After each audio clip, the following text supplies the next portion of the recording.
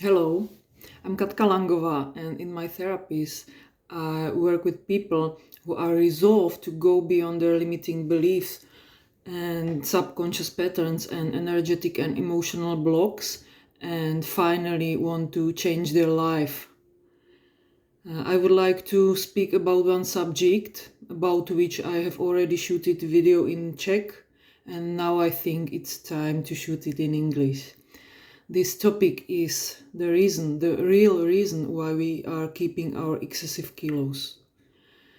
There are quite a lot of stories which are behind this, our compelling need to eat and to feel, for example, our emptiness. If we have the very strong feeling that there is nothing interesting or nothing nice and there is only one pleasure in our life, and it's just eat. I have come across several stories, and on these stories I would like to point out to you how it can influence, in some kind of analogy, our need to to eat.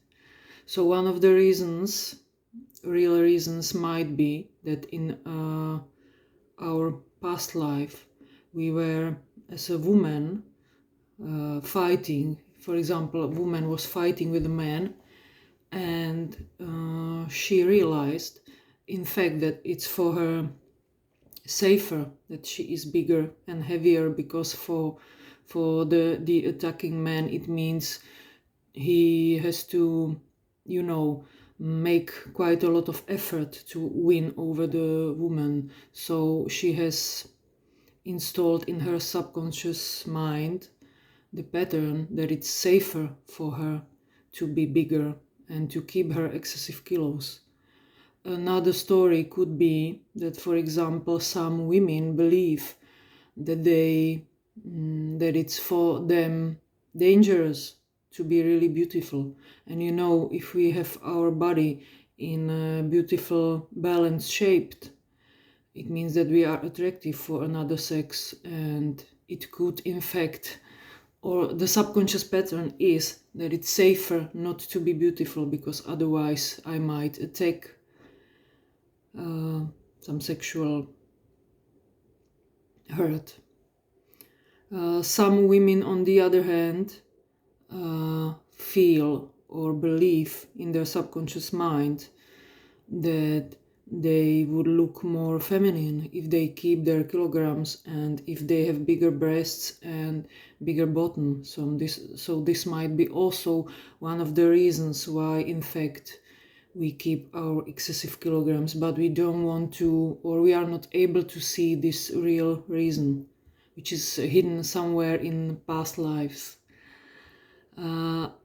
Also, one of the stories could be that, for example, I am in a war and I'm dying of hunger, I'm dying of famine, or, for example, I feel I'm slave in my past life and I have nothing to eat, and while dying I'm promising to myself, oh my God, the next time when I have some opportunity to eat, I will eat as much as possible in order to make reserves for worse times.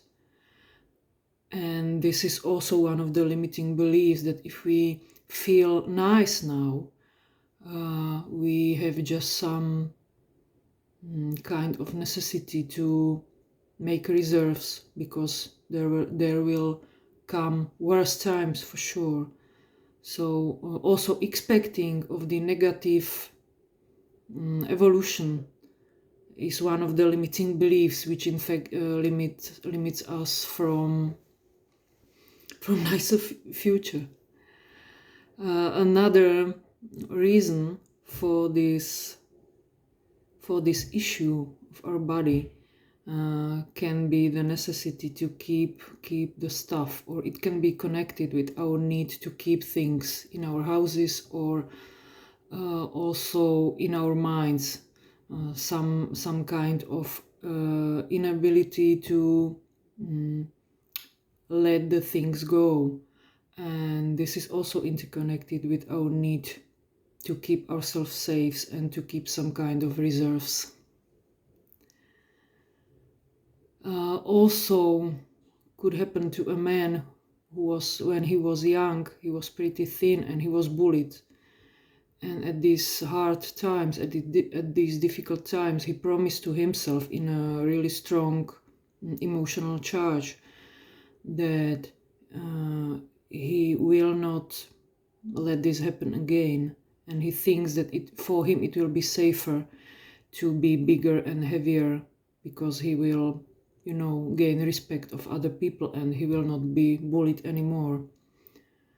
So I have named you, as you can see, quite a lot of limiting beliefs which can be hidden behind this one single issue which is visible on our body. And in fact, there are many combinations and many limiting beliefs and subconscious patterns which are hidden inside ourselves. We have been fighting to survive, and nowadays you can see this fear again appearing, and now it's really time to face it and not to be feared anymore, just to have a look at the proper roots of the issue and to change it into our new law of our life, and to delete the subconscious patterns which in fact are not helping us, even though these were installed, or we have installed them inside our subconscious mind, in fact, to protect us. But now, as creators, we can see it doesn't help much. So if you are interested, if it resonated, you can have a look at my Facebook under my name Katka Langová, or you can have a look at my Instagram, which is Katka_Langová, or you can have a look at my websites, which are katkalangova.cz. There will be, or there is already, an English version where you can see how I work and what techniques I use and how my therapy looks like. Thank you for your attention. Have a nice evening.